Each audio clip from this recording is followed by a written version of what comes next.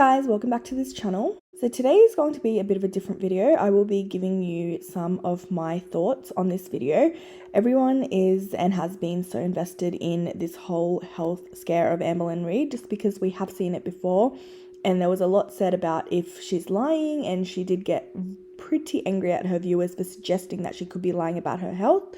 Now, lying is one thing, but a lot of people thought that she was exaggerating, or she kind of took the words out of the doctor's mouth and kind of just used it for her own gain or used it for her own advantage and kind of played it out for the audience in a very dramatic way. Now, I'll be giving you my views as we go through this video. Feel free to let me know what you guys think. Let's get on with the video. So I'm gonna work a little bit on my Lego. There's gonna be no time lapse. I'm just in some serious need of distraction, something that could lower my anxiety levels, because I just feel not good mentally, not the greatest physically. So I'm just needing to do something that makes me feel good. So this is a repetitive behavior of Amberlynn Reid. I feel like she uses very pointless things or very pointless activities to kind of ignore the main problem or the main issue that she's facing. So for example, a health scare that she has just encountered, she is going to do some Lego to make it kind of all go away in her head.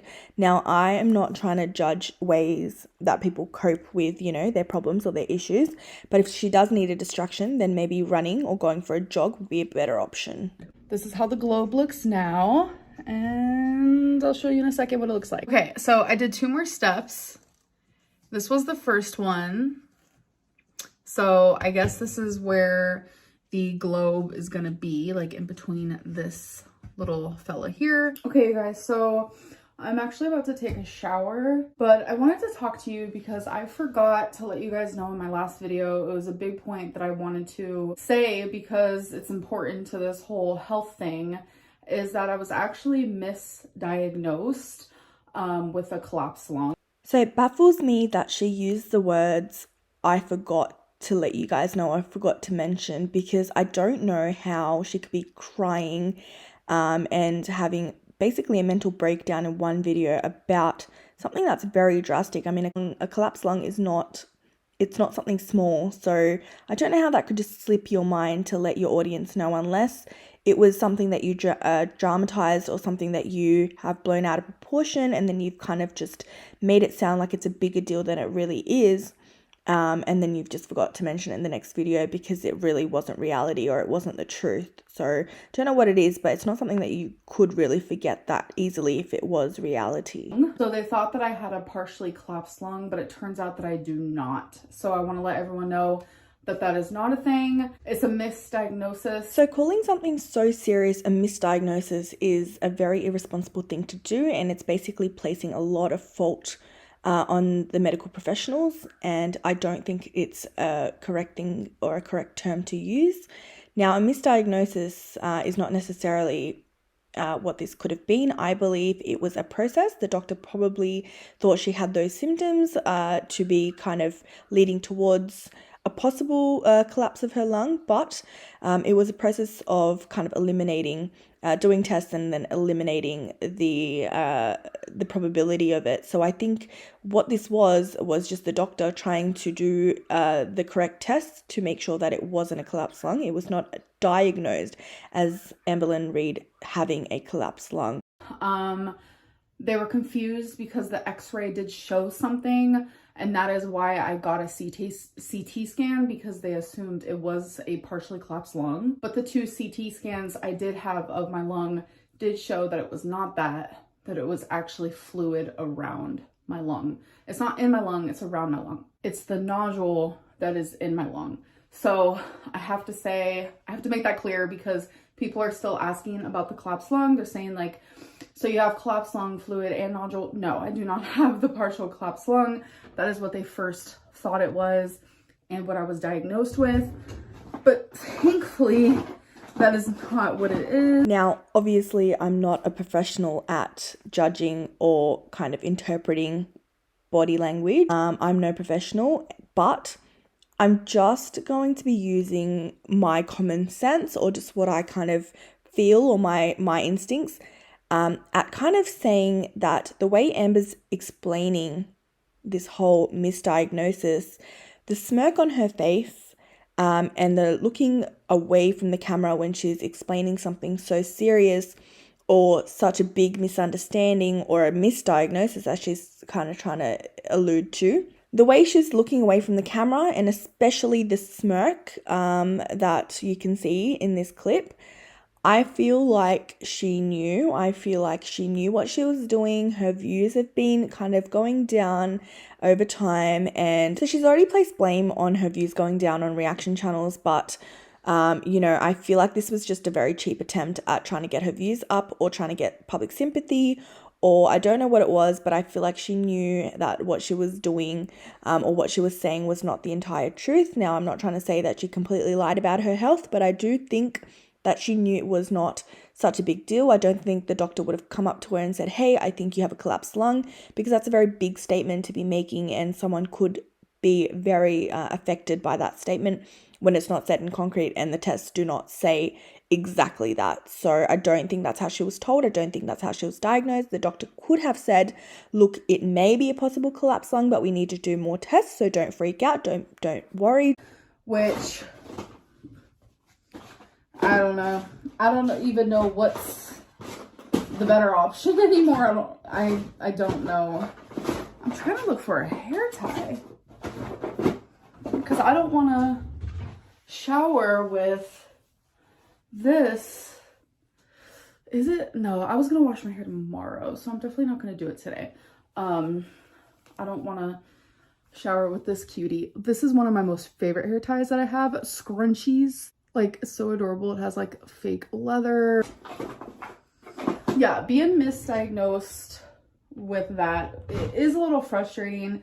But like I said, when you know something is off with your body, you know. I'm very intuitive with my body. People can say what they want based on my weight, but if we take that all out, ever since I was diagnosed with uterine cancer over 2 years ago, like if I ever feel like something's wrong, like I have to see a doctor. Now, I'm not trying to be petty, but there is something wrong with your health, and there is something very wrong with your health, and that is your weight. Now, your weight is at a point where it is so unhealthy to be at the weight that you are, that you could be in a life or death situation very, very quickly. Now, again, like I said, not trying to be petty, but if you are so concerned about your health that you need to seek medical professional help when you feel like something's wrong, then why have you not seen someone for your weight? Why have you not gone to a doctor and said, look, I've got this problem, please help me? So I think that's definitely going against what you're saying. And I think that's your main priority right now. And sure, it's frustrating to be misdiagnosed, but we're getting things squared away. So I just wanted to let everyone know, because I totally forgot last video. So yeah, I'm just like, I don't know. I have so much anxiety. It's rough. A lot of anxiety. And, the holidays are coming up, and I was actually going to Oklahoma at the end of October, in the beginning of November, to see my family. And I was so excited, and now I can't go because of everything that's going on. I need to stay around home. I need to rest. I can't do 12-hour car rides, and it hurts. It hurts. I lost over 100 pounds in a year, and I thought I was slowly trying to get my life together, and it just sucks so bad. It's like ever since I fell, it's kind of like everything is just falling apart. No, it's really starting to just sound like a pity party now, and it just sounds like she just wants sympathy. I'm going to stop reacting now, and I'm just going to post the rest of the video for you guys to see, because there's no point in me telling you guys what I feel, because right now it's just a sob fest because she feels sad for herself, but she's completely ignoring the main issue here, and that is her health. That is that she needs help. But this is now suddenly about this holiday that she now can't go to because things are so intense and she got misdiagnosed, which she keeps saying. But anyway, I don't think that's what it was.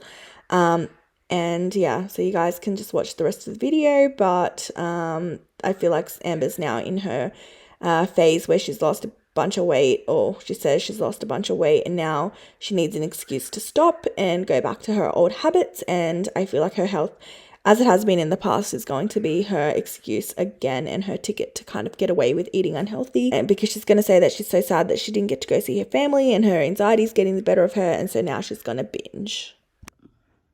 And all I can do is stay as positive as I can. And I know there's people out there going through worse things, and I know that. But right now, this is my worst. Right now, it feels pretty rough. And I just need a little bit of like kindness and patience and gentleness, really. That's what I need right now.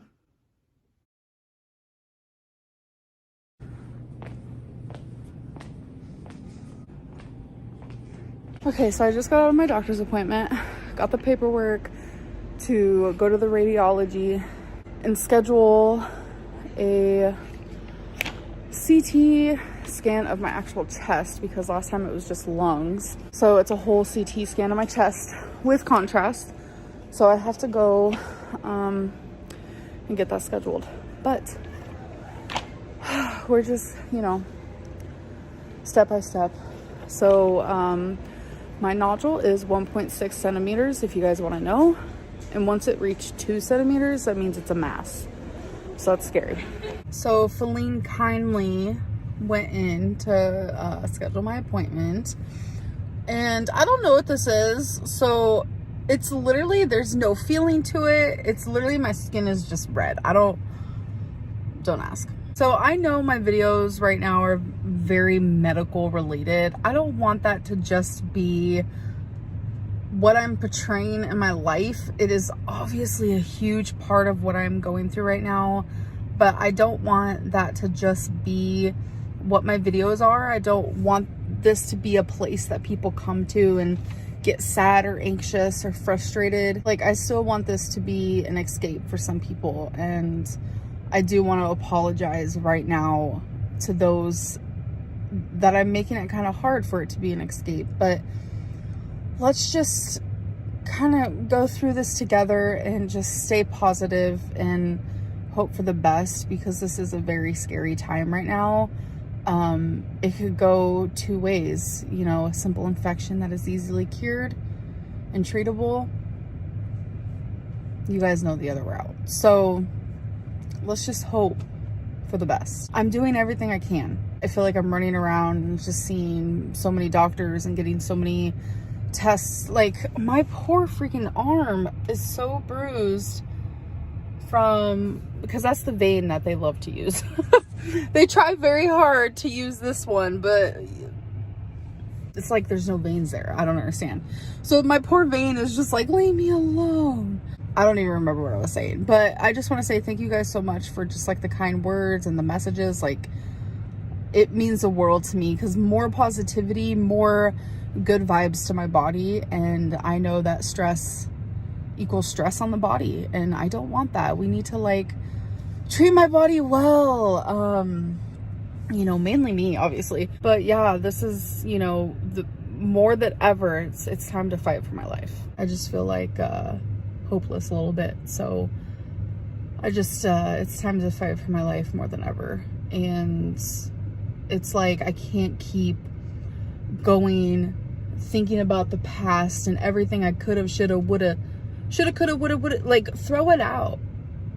It's now. Time is now. Like, all this talk about the past is just, what? Adding stress and worry for no reason. It's time to talk about the now and fix the now and do the now. So I wanted to end this vlog, but there is a lot of speculation going around, which I still feel like I need to answer to. And people are saying that I didn't have follow-ups after my hysterectomy when I had uterine cancer, and that's not true. It's follow-ups every 6 months, and I went every single time. It is to do a CT scan and then to see my oncologist, which I did do. I don't know where people have assumed that I didn't do that just based on because I didn't vlog it. There was an era where actually I did go, but I was doing live streams during that time. I didn't vlog or talk about anything like that really in my live stream era. So I think that just a lot of people are confused, and I kind of wanted to clear that up because I find that to be frustrating. A lot of people are blaming what is going on with me right now, like on myself, because I didn't do follow-ups. I did. And that is the reason why I kept being prescribed estradiol, which I wasn't even supposed to be taking. You can't be prescribed something without going to the doctor. So hopefully that makes sense. But I am gonna end this video. Sorry, this one's like very medical. I'm hoping that the next one isn't. And it's more so just like the stupid shit I used to show. You know what I'm saying? So I hope that you guys did enjoy. You guys didn't enjoy this. Let's be real. I hope that you guys still watched it and you're still going to stick around to watch my life. So I'm going to go and I'll see you guys in my next one. Bye.